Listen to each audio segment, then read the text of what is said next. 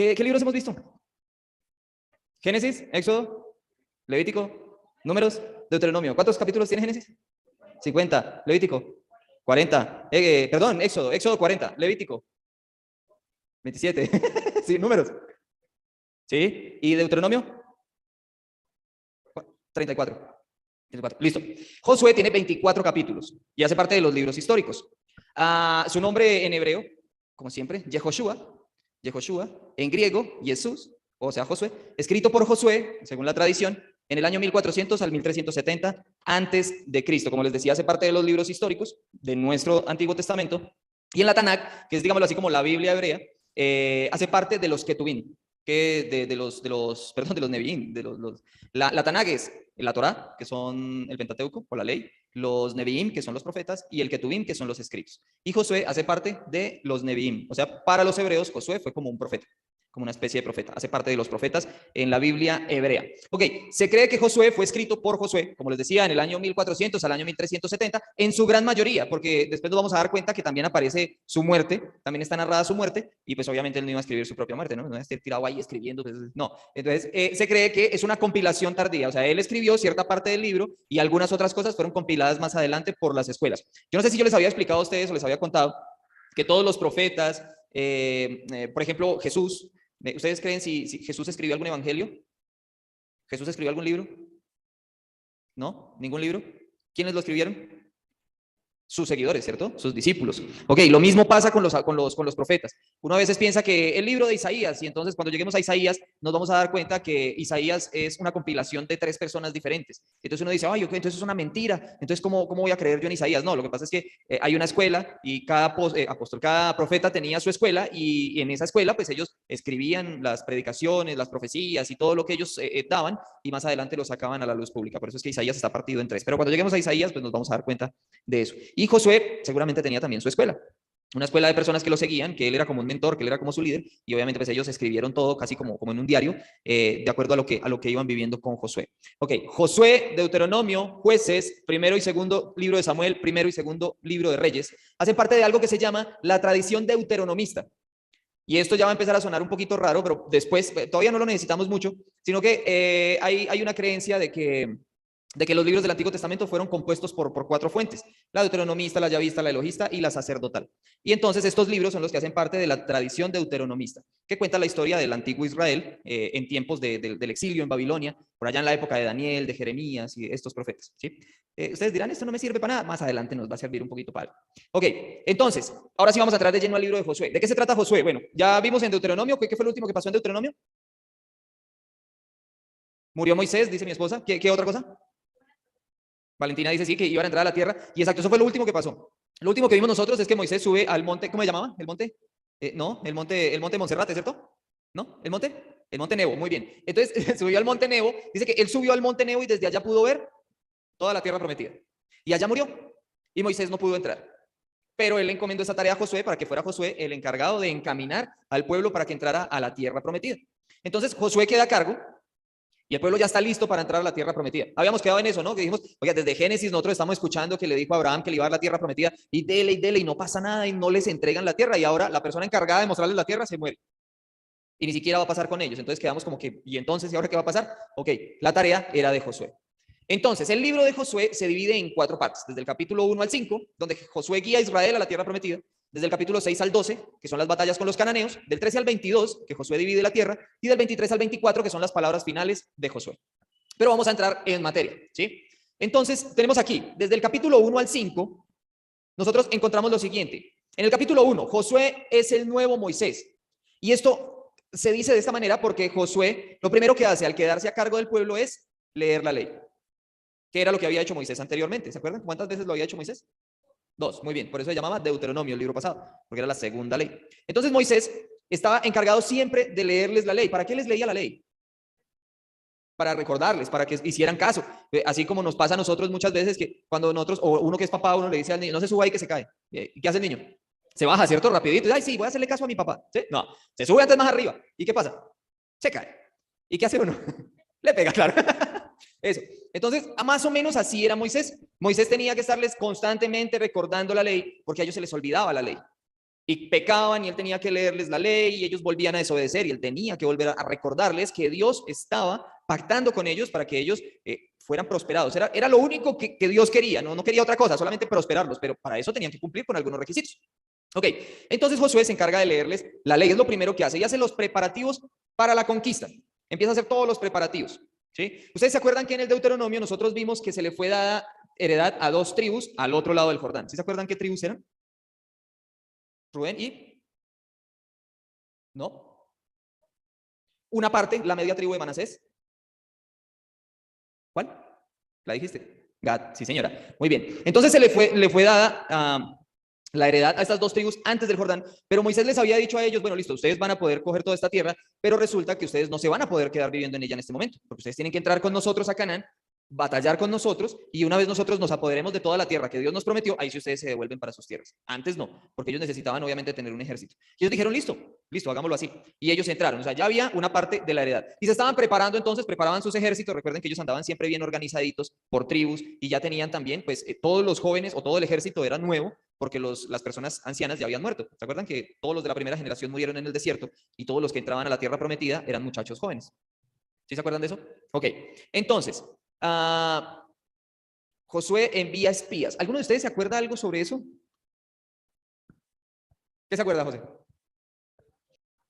Ajá, listo. ¿La hermana me dice qué? 2 de cada tribu. Listo, sí, más o menos. Solo que si ustedes recuerdan en el Deuteronomio, Moisés, sí, Joana, que Moisés envió 12, ¿cierto? Y envió 1 de cada tribu. Entre esos iban Josué y Caleb. Y los otros 10 llegaron y dijeron, no, allá hay gigantes, eso nos van a matar, no tenemos oportunidad. Mientras que Josué y Caleb dijeron, no, sí podemos hacerlo.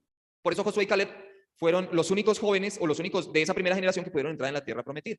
Ahorita Josué, como ya conoce la vaina, entonces él no dice, va a mandar 1 de cada tribu, sino que él dice, no, va a mandar 2 nomás. Y envió solamente 2 espías. Y los envió a visitar, ¿qué ciudad específicamente? Jericó. Muy bien, hermana Sandra. Envió a los espías a visitar Jericó. ¿Y a quién se encontraron en Jericó? A Rahab. ¿Qué era Rahab? Sí, era una señora que vendía ramas, ¿cierto? Ella vendía ramas porque era una ramera. Entonces, era una prostituta. Entonces ellos llegaron y resulta que esas ciudades antiguamente, yo no sé si ustedes han ido a Cartagena o alguna ciudad que tenga murallas, y ustedes se van a dar cuenta que antiguamente las ciudades eran protegidas por medio de murallas. Hoy en día las murallas no servirían para nada, porque pues, con un roquetazo vuelan la muralla y adiós, pero en esa época pues no habían explosivos, eso solamente eran espadas. Entonces lo más inteligente era hacer murallas, porque pues a espadazos usted no va a tomar una muralla, ¿cierto? Entonces, o a flechazos, sí. Entonces eso los protegía y obviamente yo desde la parte de arriba, si usted está tratando de subir, ¿quién se ha visto Vikingos aquí? Que se me acaba de venir esa imagen a la cabeza. Bueno, no la vean, es muy pecadora esa escena. No mentiras, es muy buena y es muy histórica. Y ustedes, yo no sé si recuerdan que cuando ellos están haciendo la toma en París, ellos empiezan a poner como escaleras y a tratar de subirse y desde arriba los están recibiendo con flechas y con espadas. Claro, es mucho más fácil. Cuando yo estaba en el ejército, a nosotros nos decían que siempre teníamos que caminar por tierras altas, porque si nos hacen una emboscada abajo y nos disparan desde arriba, usted no tiene oportunidad de atacar, porque hacia arriba usted no puede correr. Es mucho más difícil escapar. Mientras que si usted está arriba posicionado, usted tiene toda la facilidad de hacer una muy buena emboscada. Y eso mismo hacían ellos con las murallas. Ellos desde las murallas ponían vigías o atalayas, personas que cuidaban y que estaban ahí pendientes. Cuando alguien se acercaba, pues los obligaba a que tenía que subir la muralla y era más fácil atacarlos y así se defendían. Esa era la mejor forma de defensa que tenían en esa época. Entonces, resulta que estos espías llegan a Jericó, suben el muro y entran a la casa de una mujer ramera que se llamaba Rahab, que era cananea. Y esta señora, pues obviamente, dice la Biblia que ella vivía en el muro de la ciudad. Y pues es muy lógico que viva en el muro de la ciudad, en toda la entrada de la ciudad prácticamente, porque pues por su profesión, ella necesita atender a todos los viajeros que pasen por la ciudad. Entonces obviamente no iba a vivir en el centro, ni por allá bien escondida, ella tenía que estar pues como en un punto caliente para que su clientela pudiera localizarla fácil, ¿no? Entonces estos hombres llegan a, como a inspeccionar y ella inmediatamente se da cuenta y dice, estos son los israelitas. Y como su fama estaba creciendo, porque ya habían derrotado muchos reyes, más adelante se hace una lista en el libro de Josué, todos los reyes que se derrotaron con Moisés. Entonces esta mujer les dice, ok, nosotros conocemos su fama y sabemos que ustedes de cualquier manera van a venir a apoderarse de esta ciudad. Entonces yo lo que voy a hacer es que yo me voy a aliar con ustedes, digámoslo de esa manera. Y llegaron a buscarlos y dice que ella los escondió en el terrado. O sea, que era como una especie de terraza que tenía esas casas en esa época. El librito que yo les envié por ahí al grupo les va a servir mucho para saber cómo eran las casas de la época. Y dice que los escondió en la terraza o en el terrado y los escondió mientras pasaron, estas personas estaban inspeccionando y ella lo que hizo fue confundirlos. Dijo, sí, mire que sí pasaron un par de hombres, pero ellos se fueron hacia allá, vaya, búsquelos. Y ellos salieron rapidito a buscarlos. Mientras tanto ella les dijo, ok, yo ya los protegí, yo ya los cuidé, no los eché al agua. Ahora, cuando ustedes vengan a destruir, espero que se acuerden de mí. Entonces ellos hicieron pacto con ella y ataron un cordón de un zapato, ¿cierto? No, no habían zapatos. Ellos ataron un cordón dice que era un cordoncito como rojo en la ventana por donde ella los dejó bajar, porque ella los dejó bajar por una ventana. Ellos tuvieron que esperar después hasta que pasaran los espías para poder regresar otra vez a donde Josué. Y cuando llegaron allá le dijeron todo lo que había pasado. Dijeron, mire, la ciudad está fortificada de esta y de esta manera, es así, así, así, así, pero hay una mujer que nos está ayudando. Y nosotros hicimos pacto con ella. Entonces Josué dijo, listo, entonces vamos a por Jericó, dirían los españoles, vamos por Jericó. Y a esta mujer con la que ustedes hicieron el pacto, no la vamos a tocar. Bueno, antes de que tomaran la ciudad, ellos tuvieron que irse todo el pueblo, ¿cierto? Y tenían que pasar el Jordán. ¿Alguien se acuerda cómo pasaron el Jordán? Pusieron toda la congregación a la orilla del Jordán y los sumos sacerdotes, o bueno, los sacerdotes, perdón, no los sumos sacerdotes, sino los sacerdotes, con el arca del pacto en hombros, llegaron hasta el Jordán y Dios les dijo que cuando el primer sacerdote pusiera su pie dentro del Jordán y se mojara el pie, las aguas se iban a partir, así como pasó en el Mar Rojo. Entonces, que los sacerdotes tenían que pasar y quedarse en la mitad del río mientras toda la congregación pasaba. Y una vez ellos pasaran todos al otro lado, los sacerdotes arrancaban y se iban, y ahí sí se iban a cerrar las aguas. Y así sucedió. También tenían una orden y era que cada hombre, un hombre específico de cada tribu, tenía que coger una piedra, echársela al hombro de donde estaban parados los sacerdotes en medio del río y después hacer un altar con esas 12 piedras al otro lado del Jordán para recordar que Dios había abierto el Jordán para que ellos pudieran pasar en seco. Después llegaron a Jericó y llegando a Jericó, entonces Dios lo que les dijo fue, bueno, no van a tomar Jericó con armas, sí. Pero espere que me estoy adelantando mucho, perdón, estoy corriendo mucho. Ok, después cuando pasaron el Jordán, ellos tuvieron allí un momentito, ellos esperaron ahí un momentito y fue la circuncisión del pueblo. ¿Por qué? Porque los ancianos, los que murieron en el desierto, sí habían sido circuncidados, los otros no. Ustedes se acuerdan que cuando vimos el Génesis, hablamos de una historia sobre una hija de Jacob que fue violada, de Dina, ¿se acuerdan? Y que cuando circuncidaron a este pueblo del hijo del rey que violó a Dina, dice que en el tercer día, o sea, son varios días que tienen dolores, pero el tercer día es el peor, que el hombre no se quiere ni mover por causa del dolor. Exacto. Entonces ellos obviamente no podían ir a la batalla sin ser circuncidados porque no eran parte del pueblo, pero tampoco podían ir y circuncidarse porque, o sea, ellos tenían que pasar primero todo eso, estar fuertes para poder ir a empezar las batallas. Entonces tuvieron que tener un tiempo ahí antes de llegar a Jericó. Y aparte de eso, tuvieron su primera Pascua. No habían tenido Pascua en el desierto ellos. Ellos no habían hecho la Pascua, no la habían celebrado. Entonces celebraron su primera Pascua ahí en el desierto. Y mire que hay algo muy importante o muy característico que está en el capítulo 5, versículos 13 al 15. Aquí se nos está hablando algo muy importante. Y yo creo que nosotros nos quedamos en lo menos importante, ¿no? Nosotros nos preguntamos, ok, es el príncipe del ejército de Jehová. ¿Quién era? Entonces dicen, uno puede decir, puede ser Miguel, puede ser Gabriel, puede ser Jesús. O sea, usted puede dar la interpretación que quiera. Pero lo importante no es el nombre de la persona que se encontró con Josué en ese momento. Lo importante es lo que estaba haciendo ese ángel o esa persona en ese momento. ¿Qué creen ustedes que significa la presencia del capitán del ejército de Dios en ese momento? Algo así. Les está diciendo, esta batalla no es suya, esta batalla es mía. Esta batalla la voy a librar yo. Yo estoy de su lado. Eso es lo que les estaba queriendo decir con presentarse. No tenía necesidad de presentarse, si él igual estaba. O sea, todo el pueblo sabía que Dios estaba con ellos, nada más con el arca del pacto ya se sabía que estaba con ellos. Pero él se presenta en una forma visible a Josué y le dice, esta batalla es mía. Y ahora vamos a desarrollar un poquito ese punto. Ok, ahora sí, llegamos a Jericó. Entonces, resulta que Dios le dice a Josué, no van a necesitar armas. Lo único que necesito es que pongan el arca del pacto, pongan los sacerdotes, pongan la gente, toda la congregación y denle 7 vueltas a Jericó. Eso durante 7 días. Iban, le daban 7 vueltas y se iban. Iban, le daban 7 vueltas y se iban. Otras 7 vueltas y se iban. Y así el jueves, otras 7 vueltas y se fueron. El viernes y chao. Y el último día llegaron, le dieron las 7 vueltas. ¿Y qué tenía que hacer el pueblo? Cuando los sacerdotes encargados sonaran los cuernos, la congregación tenía que gritar. Gritar de júbilo, lo más fuerte que pudieran. Y cuando todos gritaron, los muros cayeron. Y aplastaron a todos. No, pues ahí ya quedaron sin defensa y ahí sí entraron a batallar, obviamente. Ahí sí entraron a guerrear y pudieron conquistar. Entonces, en este caso nosotros vemos es la fidelidad de Dios. Israel en este caso es pasivo. Israel no está peleando. Israel solamente está haciendo lo que Dios le pide. Y Dios le está dando tiempo a los cananeos de su arrepentimiento. 7 días les dio. ¿Ustedes creen que mientras ellos daban las vueltas, las personas de Jericó estaban por ahí viendo televisión? Por ahí unos locos dando vueltas. No. Ellos estaban pendientes, tenían sus soldados ahí listos a atacar en cualquier momento. En cualquier momento se nos van a meter. Toca tener la gente ahí lista. Pero nunca se acercaron a decirles, oiga, venga, ¿ustedes qué quieren? No, ellos los dejaron que hicieran ahí su locura y, bueno, ya se fueron. Listo. De todas formas, estén pendientes que en cualquier momento vienen. Pero no intentaron tener un acercamiento. Más adelante vamos a ver un caso similar. Ok. Una de las ¿cómo decir? ¿De las qué? No, uno de las cosas que se pidieron, ¿cómo decirlo? De las exigencias que había, gracias hermano. Una de las exigencias que había al entrar en Jericó era que no se iba a tomar nada, nada, ni personas vivas, ni animales, ni oro, ni plata, nada, porque fue declarado anatema. Y anatema es una palabra griega que quiere decir abominación para Dios o maldito, objeto maldito. Entonces todo fue declarado anatema y dijeron, nadie va a tomar del anatema, todo va a ser destruido. Y listo, entonces pudieron derrotar y se fueron, acabaron con todo y siguieron. Y lo siguiente que tenían que derrotar, o el siguiente pueblo que tenían que derrotar era Ai o Jai.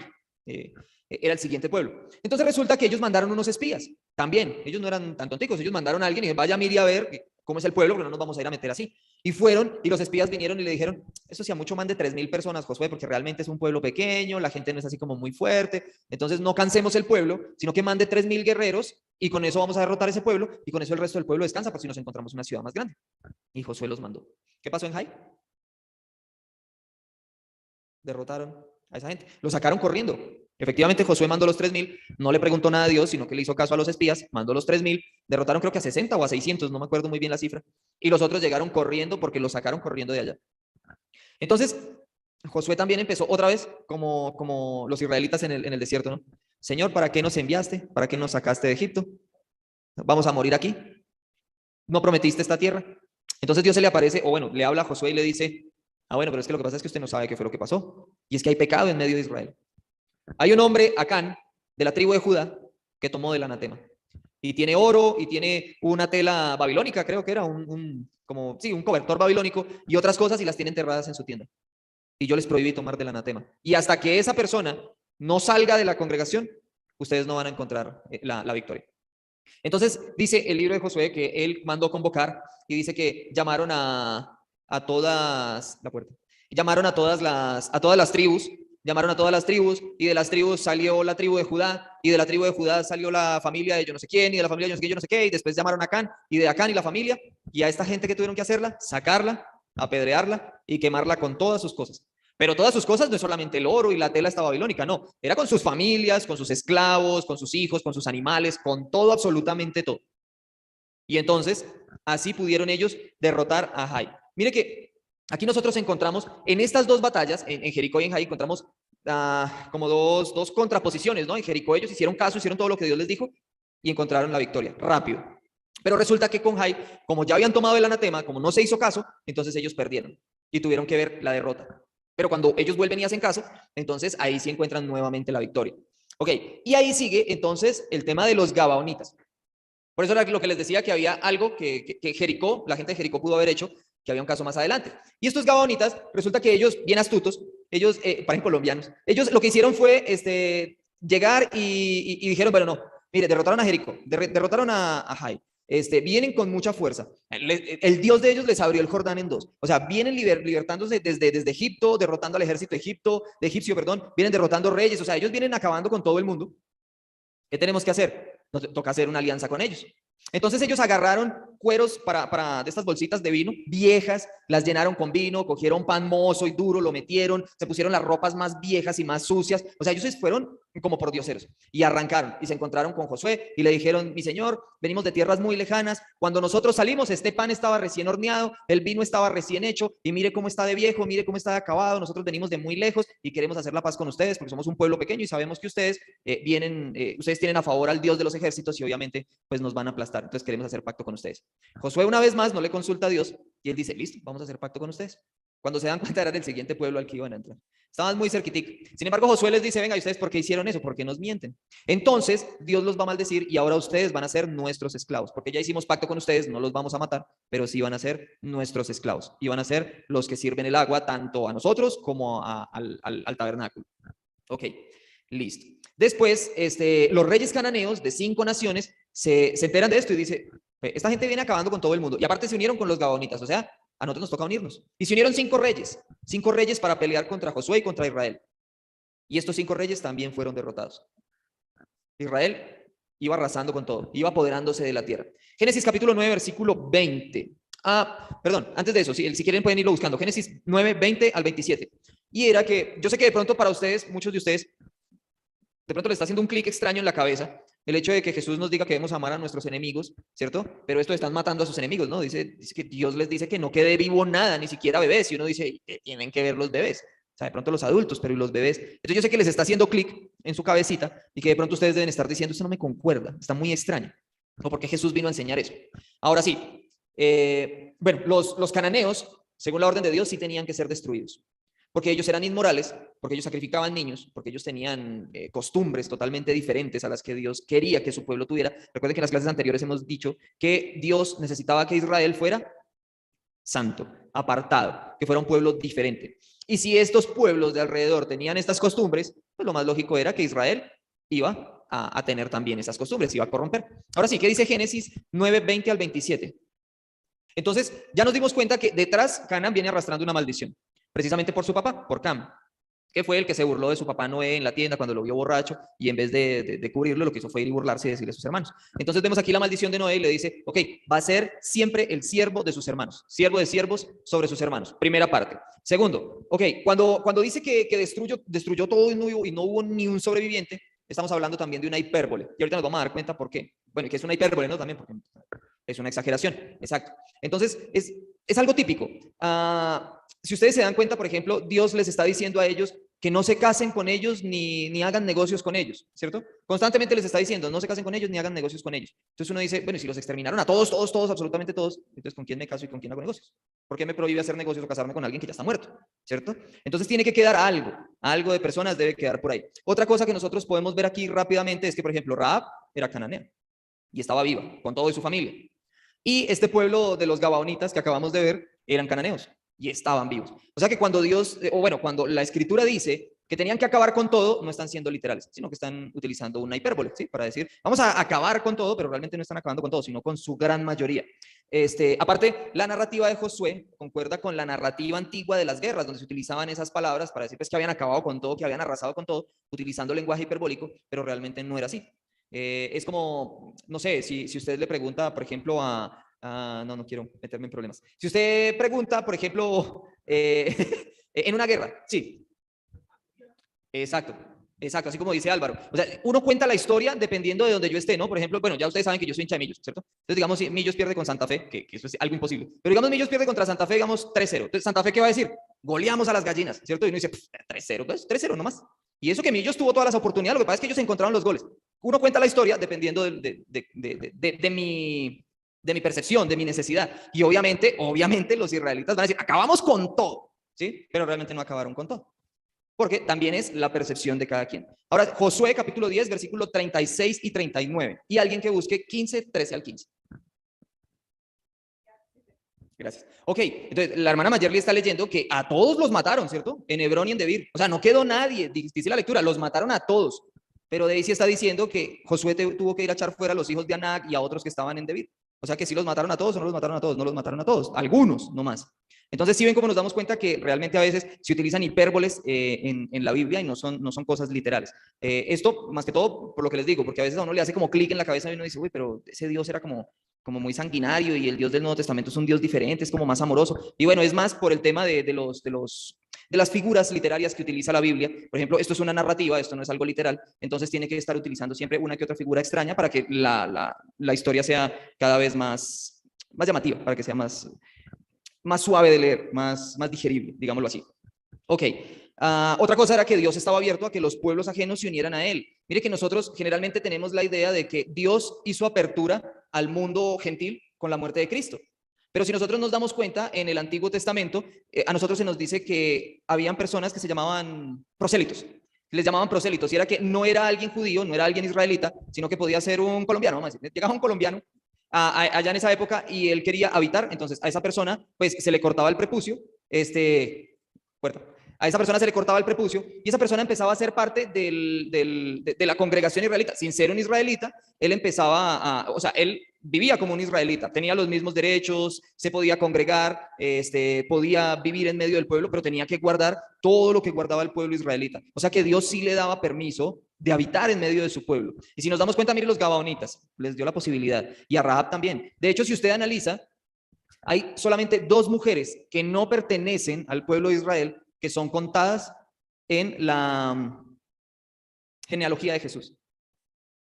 Y es raro porque solamente aparecen nombres de hombres, pero cuando habla de estas 2 mujeres las nombras a ellas y no a sus esposos. ¿Quiénes son? Ruth y Rahab. Y las dos son extranjeras. Son las únicas dos mujeres que aparecen en la genealogía de Jesús y son extranjeras. Entonces Dios sí estaba buscando el pueblo gentil desde el Antiguo Testamento, solo que nosotros solo lo vemos a partir del Nuevo, pero Dios sí estaba buscando el pueblo gentil. Ok, en el capítulo 13 aparece ya la tierra sin conquistar. ¿Sin conquistar? Sí, la tierra sin conquistar. Habla de los pedazos que no conquistaron, que no habían conquistado todavía porque Josué ya estaba viejito. Entonces Josué ya no tenía la misma fuerza, ya no batallaban igual. Entonces ellos como que, digámoslo, se dieron unos años sabáticos y dijeron, ya, no vamos paremos aquí. Y se queda alguna tierra sin conquistar. ¿Alguna idea de qué tierra fue la que se quedó sin conquistar? Los filisteos, muy bien, hermano. Y entonces después, desde el capítulo 13 al capítulo 22, Josué empieza a dividir la tierra. Y ustedes van a decir, ay, eso es muy aburrido, hermano, porque es que empiezan a dar linderos y cosas. Y yo ni siquiera sé cómo es eso por allá. Y yo, pues, ¿para qué necesito eso? Qué pereza. Pero entonces yo les voy a ahorrar su trabajo y aquí les traigo las divisiones. Entonces tenemos Rubén y Gad. Estas fueron las dos tribus que dijimos que se habían quedado al otro lado del Jordán. Mire, el Jordán es este. Este es el Jordán. Uy, este es el Jordán, ¿cierto? Por ahí fue, por aquí más o menos, fue por donde pasaron que se abrió el mar. ¿Sí ve que aquí está Jericó? Ok, entonces, ahí me perdonan que solamente lo encontré, no sé qué idioma es eso, me imagino que es inglés, porque no lo encontré en español. Necesitamos gente que sepa dibujar y haga estas cosas en español para la Iglesia de Cristo, para que podamos educar a la gente. Y por aquí fue por donde pasaron a Jericó. Entonces aquí estaba la tribu de Rubén, aquí estaba la tribu de Gad. Miren los países que tenían al lado, los moabitas, aquí está Amalek, los amalecitas, Filistea, que fue lo que no lograron conquistar, que esto más adelante se va a unir a Judá, esto va a ser parte de Judá. Y ya, aquí ya no tenemos más. No tenemos más. Amón, y ya. Estas son las naciones que están. Entonces, Rubén, Gad y la media tribu de Manasés que se quedaron al otro lado del Jordán. Este es Manasés oriental y este es Manasés occidental. Ok, entonces, toda esta división ya la había hecho Moisés de antemano. Moisés ya le había dejado los planos más o menos de cómo tenía que repartir la tierra a Josué. No fue que Josué llegó y vamos a... No, ya más o menos Moisés le había dado indicios. Y le entrega este pedacito a Simeón, que queda en medio de la tribu de Judá. Benjamín, que es la tribu más pequeña, yo no sé si ustedes se acuerdan de la profecía del nacimiento de Jesús, que dice que de la tribu más pequeña y del pueblo más pequeño, exacto, Benjamín, la tribu más pequeña.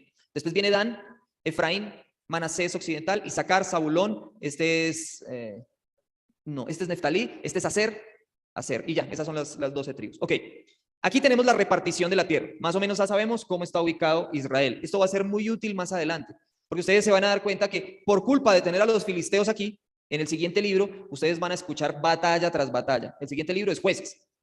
¿Cuál fue uno de los jueces, o el más conocido de los jueces? Sansón, muy bien. ¿Y Sansón contra quién peleaba? Contra los filisteos, ¿cierto? ¿Ustedes se acuerdan de dónde era el gigante que mató David? Filisteo, porque él le dice, este filisteo incircunciso, que hace, como provocando al ejército de Dios.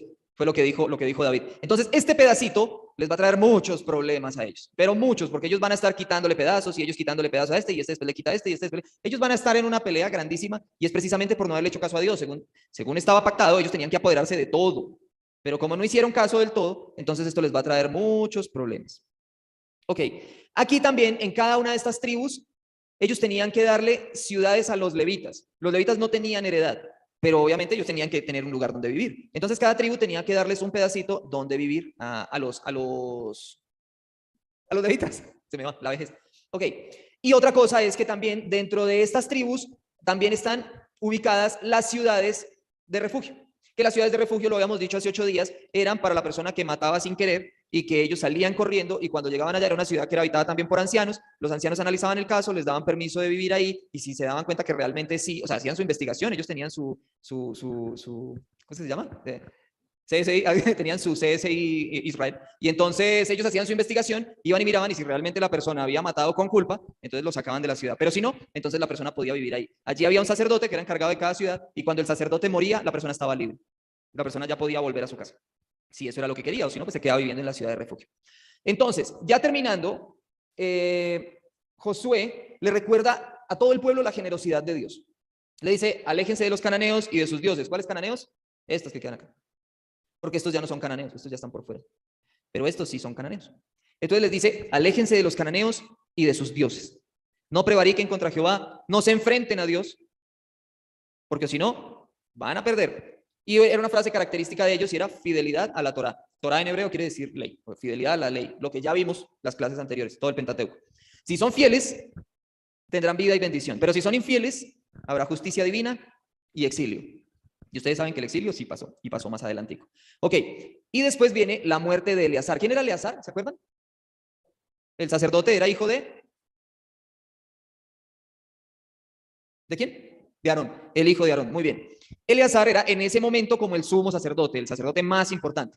Si ustedes se dan cuenta, hasta que se termina el libro de Josué, nosotros no hemos tenido problemas con que el pueblo se haya ido en pos de otro Dios, que esté mal o que se hayan entregado al pecado. El pueblo está bien. El pueblo heredó la tierra, conquistó, bueno, tienen sus equivocaciones, como todos nosotros, obviamente, que todos nos equivocamos. La equivocación de ellos fue esto, este pedacito, ¿cierto? Pero, si ustedes se dan cuenta, conquistaron una tierra gigantesca. Y ese era su trabajo. Hasta el momento ellos iban bien. Hasta la muerte de Josué, todo el pueblo hizo caso. Sin embargo, siguió vivo Eleazar. Y mientras Eleazar estuvo vivo, el pueblo se comportó. Hasta este momento, nosotros tenemos, o ya vemos que se hicieron a la tierra prometida y que el pueblo fue fiel. Sin embargo, viene un nuevo libro. Y es el libro de los jueces.